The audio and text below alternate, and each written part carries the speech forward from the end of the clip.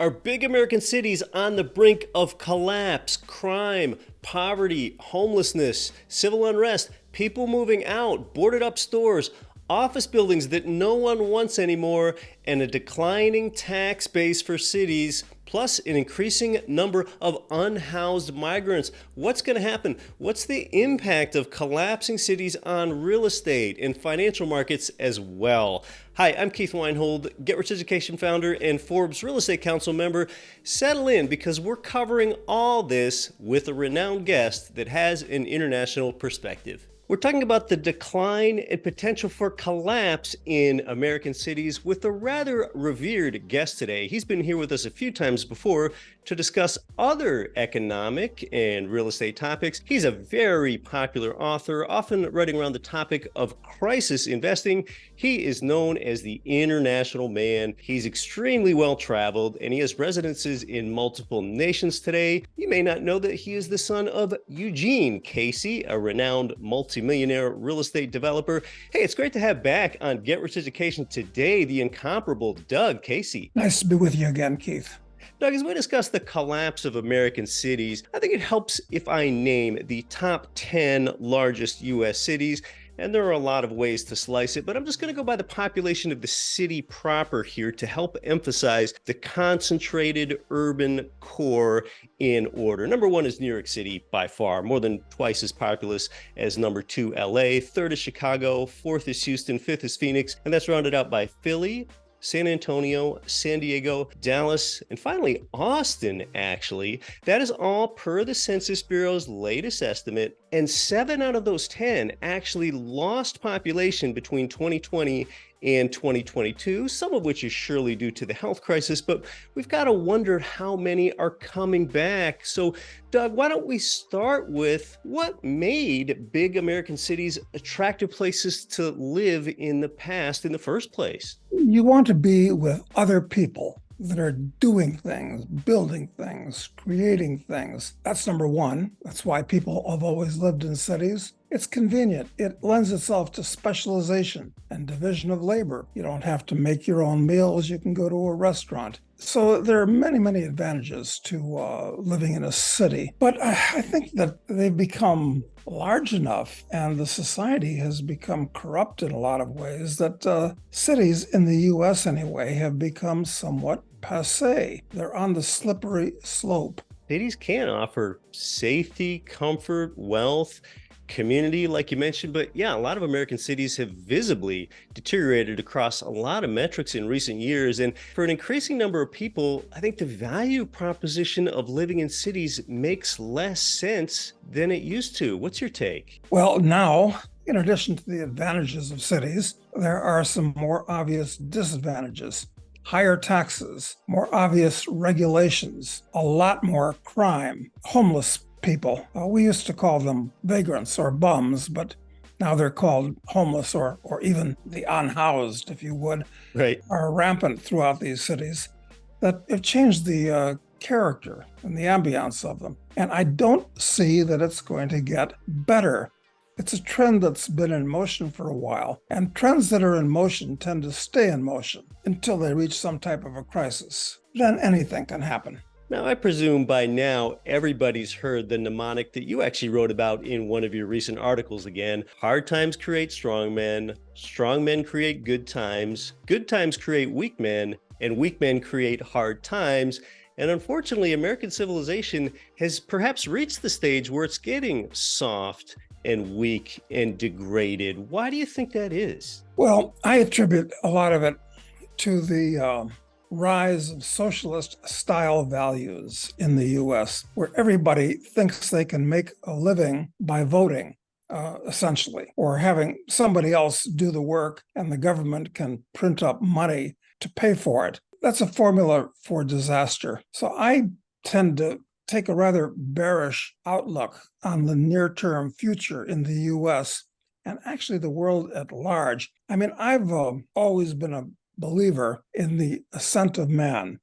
Things have gotten better and better and better over the 5,000 years of recorded history. Clean water to fast Wi-Fi. Yeah. Exactly. And they've gotten better at an accelerating rate, so that Ray Kurzweil's singularity seems like it's actually just around the corner, 10 years, 15 years at most. But that's maybe not. Maybe we'll experience some type of a catastrophic collapse in between now and then. Perhaps it'll start with the war in the Ukraine spinning out of control. Entirely possible at this point. And there's nothing that'll set you back worse than global thermonuclear war, unless it's a global biological war, or perhaps a global crypto war, since the whole world runs on computers. And all these things are quite realistic prospects at this point. But even if we don't have those things, the American populace has apparently voted. The fact of the matter is we have actual Jacobins rule from Washington, D.C.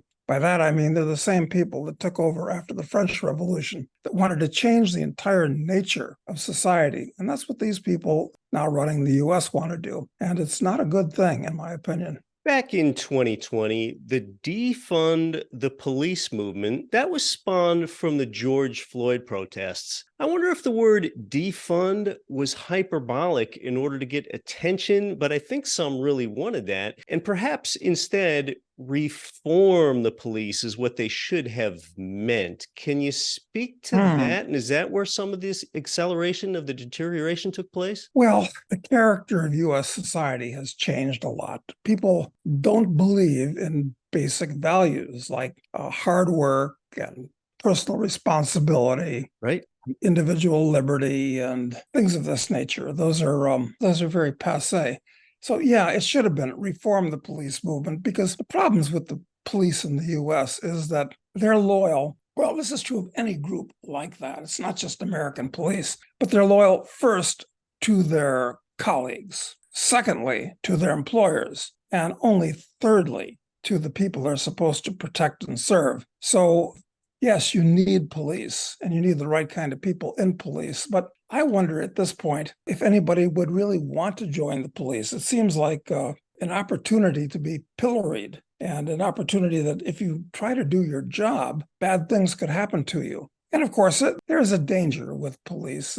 You tend to get guys that have an extra Y chromosome that join it. They're more aggressive than, and of course they need to be. But it's quite a problem. But it all adds up to the fact that people don't want to live in cities the way they used to. And there are less advantages to living in cities than there used to be. So, take New York, or, well, any city in the U.S. When you have thousands and thousands of unemployed migrants coming to the city every day, and they all expect to be fed and housed and clothed. The question is, where and by who? It can actually tear the fabric of society. So since this is happening in all cities today, there's a migration of productive people out of cities, not even to the suburbs, but to exurbs beyond that, and preferably to small towns. Yeah, well, it's interesting. To your point, there's an avid Get Rich Education listener that lives in San Antonio, and he was on the police force. But around the time that the defund the police movement got traction in 2020, he actually quit the police force there in San Antonio and became a real estate agent in San Antonio. And it seemed like sometime after the defund the police movement got traction, there was also a back the blue movement as well, backing the police.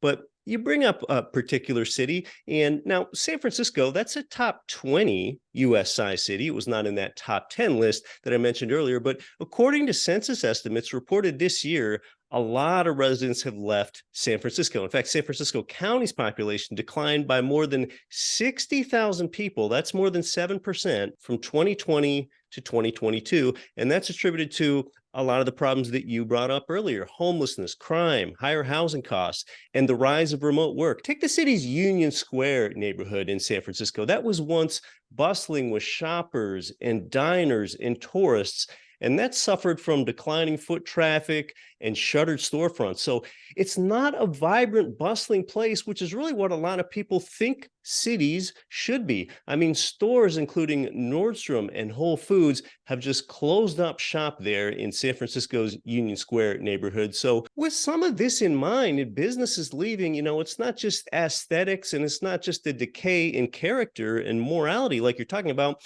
but what do you think is going to happen to the already tight budgets of of a lot of cities if their most productive residents and businesses continue to leave in increasing numbers. So what are the property tax implications there? It's a real problem because more and more migrants flood into the cities. These cities feel an obligation to support them. So their expenses are going up, all kinds of expenses to do with the change in the demographics of the cities. I don't see that it's turning around, quite frankly. So these cities are dead ducks. It's a doom loop. I mean, so-called. It's that people working from home don't want to go into the cities. They don't want to commute. They don't want the expenses that incurs. So the office buildings are becoming increasingly see-through. And you can't use most of these office buildings for condominiums. Very hard to convert an office building to a residential condominium.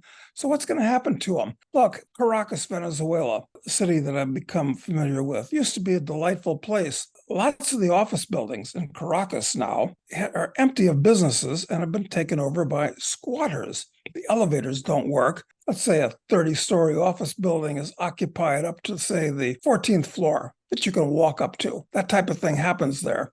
Same thing is happening in Johannesburg in South Africa, where the downtown of Johannesburg used to be absolutely delightful. I mean, just a nice place. But now the same thing has happened, where even government buildings have been taken over by squatters. And there was recently a fire in Johannesburg where like 100 people got killed in an occupied government building where they were just squatting there and dividing the offices up into little tiny cubicles to sleep in and so forth. All right. You say, well, that's Caracas, that's Johannesburg. It could happen in the U.S. I'm not predicting that it will happen, but we're on a path for that to happen at this point in places like New York and San Francisco.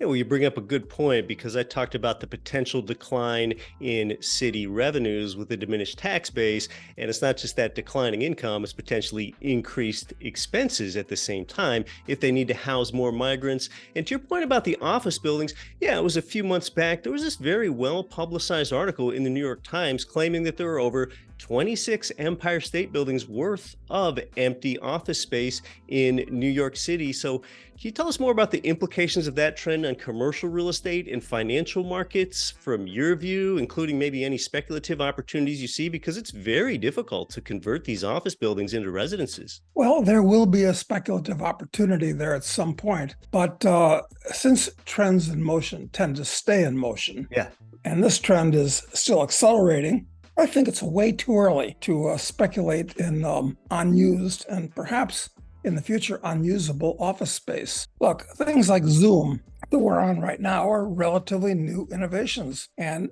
since you can't plan and build an office building in 6 months, it takes more like 6 years by the time you get approvals and so forth. The slow slope of building and so forth, the Zoom revolution has barely caught up with office space. So I don't see anything good for office space in the near future from just about any point of view.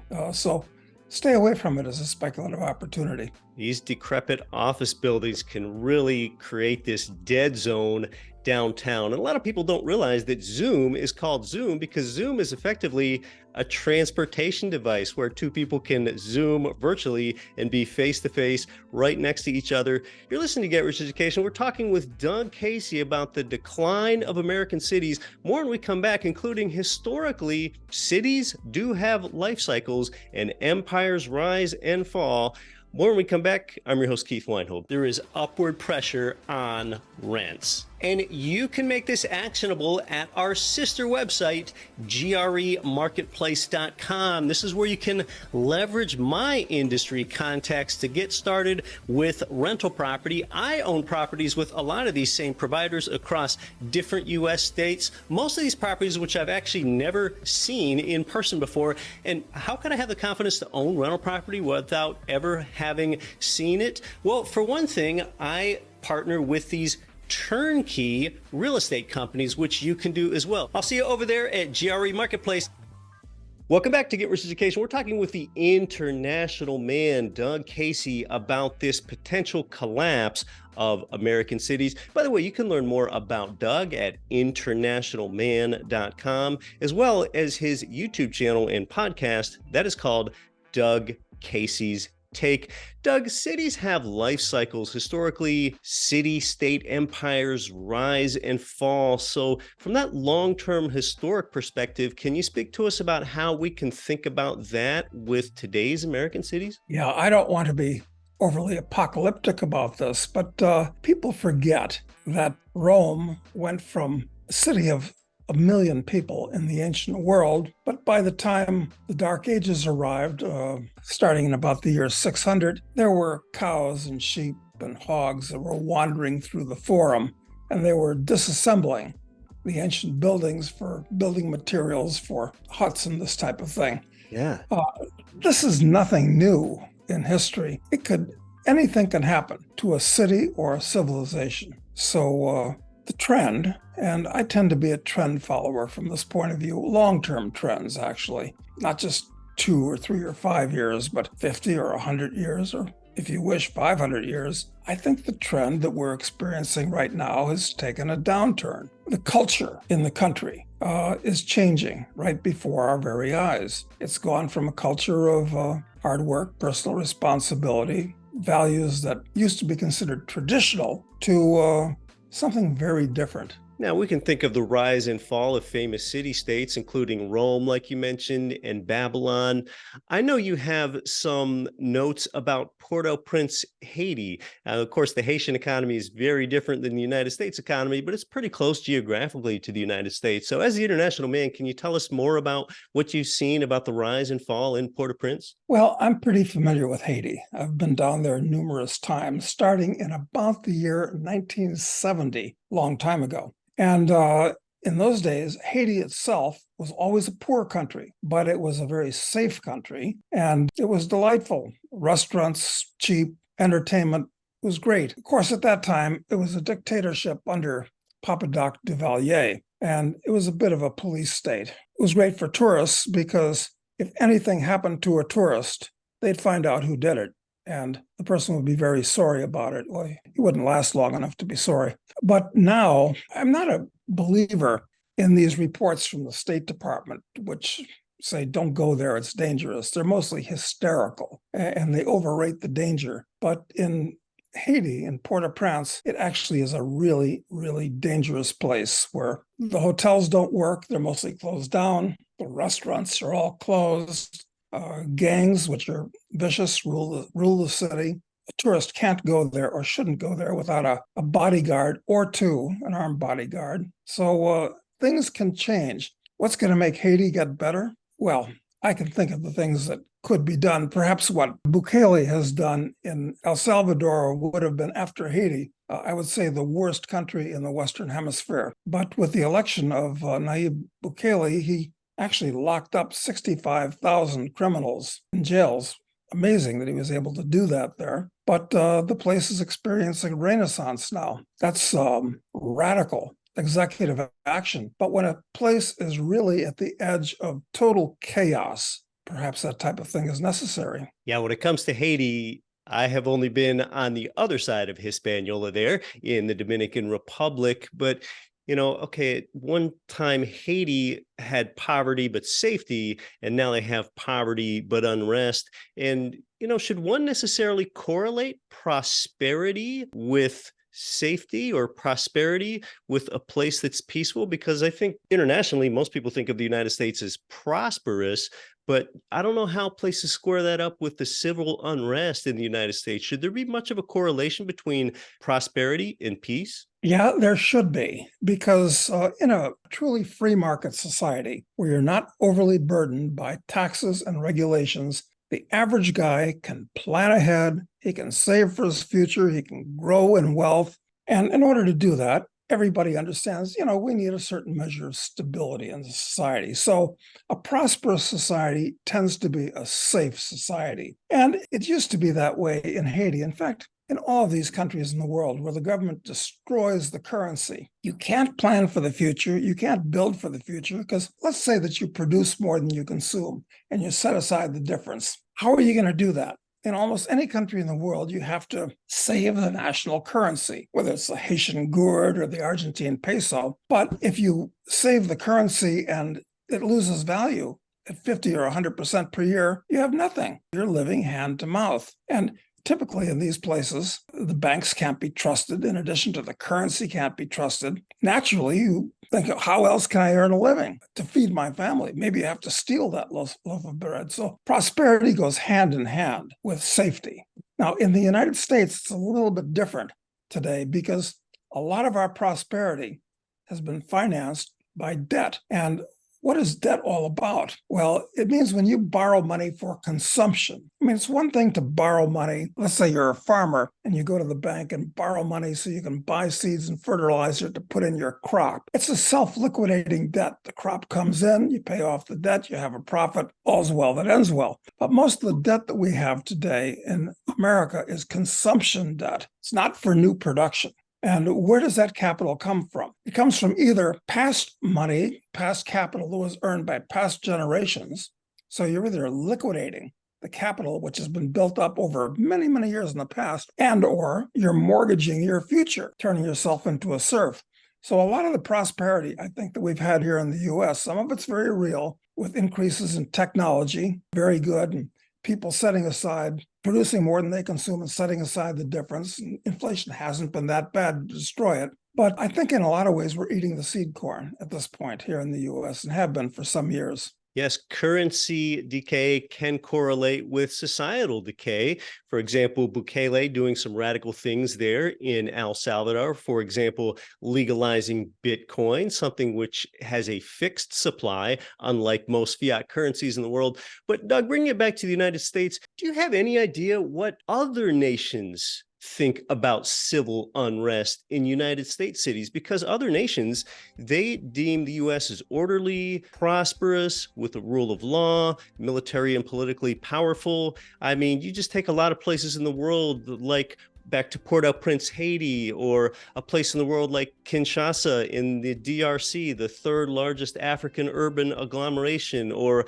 a place like Managua, Nicaragua, where those very people might be trying to migrate across the border into the United States. So what do people in other nations think about this decay in US cities? Well, it's a paradox in a way. On the one hand, people want to come to the US because they might have an image of the way things were in the past. Yeah. Convertible cars and Right. California girls and Yeah. blue jeans and prosperity, wonderful things. And of course, that draws people. But the image of America has changed a lot in recent years to one of invading soldiers and overthrowing governments. Americans are not loved and respected so much. They're increasingly hated and feared around the world. It's really a terrible thing, what's happened to the image of the United States. And it's taken time. It's happened over the last 50 years, where the image of the United States in the eyes of foreigners has been transformed. And now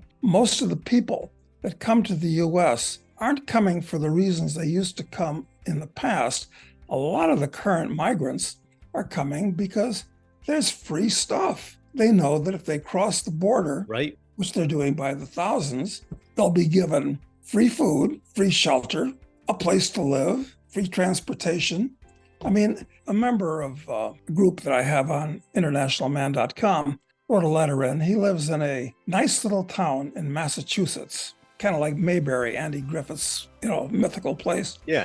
And he says, there are two motels down the road from where he is, the same road that Paul Revere was supposed to have ridden down 200 years ago. And he says these hotels are jammed to overflowing with Haitian migrants. He doesn't know how they got there, who's putting them up, who's feeding them, or anything about them. But they're young, unmarried males.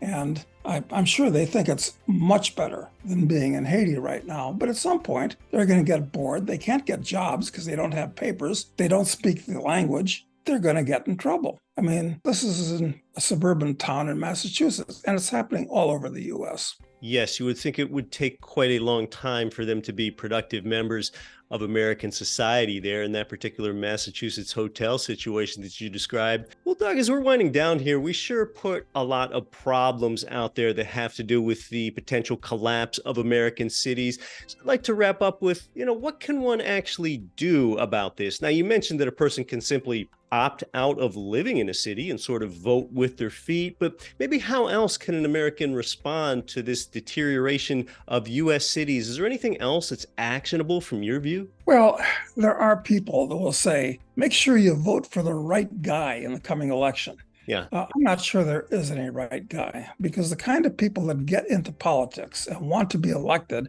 are people that want to control other people. That's why they get into politics. So whether they're a member of the red party or the blue party, it's a question of whether you're choosing arsenic or cyanide for your poison, essentially. They tend to share the same values, although they use different rhetoric. So charity begins at home. I think anybody listening that's concerned about the direction of things right now should let charity begin at home. That means you should work extra hard at this time, because I think things are going to get much worse and much quickly over the next couple of years as we come up to an election in 2024. So work hard, produce more than you consume, save the difference. How do you save the difference? Well, it's tough saving the difference in dollars these days, which are being inflated away from you. It's tough.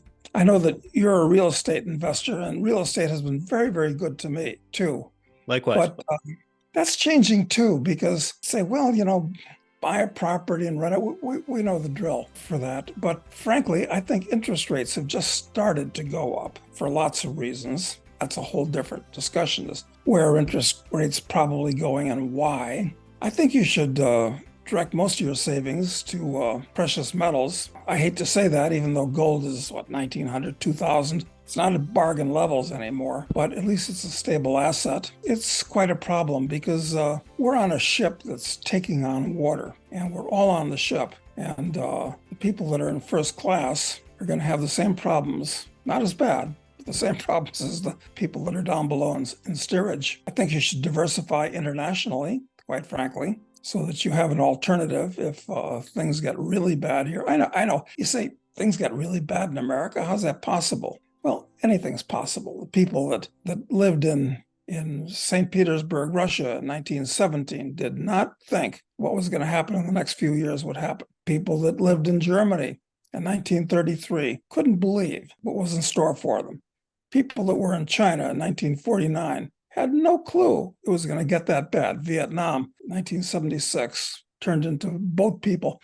A lot of countries around the world where this can happen to. Well, Venezuela more recently. So I would internationalize because your biggest risk today and the cause of all these problems, it comes down to the state, your government, what it's doing and who it's controlled by. So you need political diversification as well as financial diversification. But it's a real problem. You got to educate yourself so that you don't have to listen to the advice of someone like myself or yourself, any of us, so that everybody should be in a position to make these decisions for themselves. There's a hollowing out of United States cities. There's also a hollowing out of the middle class. So there are some actionable strategies, including protecting yourself with real assets. Well, Doug, if our audience wants to learn more about you and all the great media that you offer, what's the best way for them to do that? Well, they can go to internationalman.com. That's easy, on the internet. And we have excellent articles there on lots of subjects every day. And I give a podcast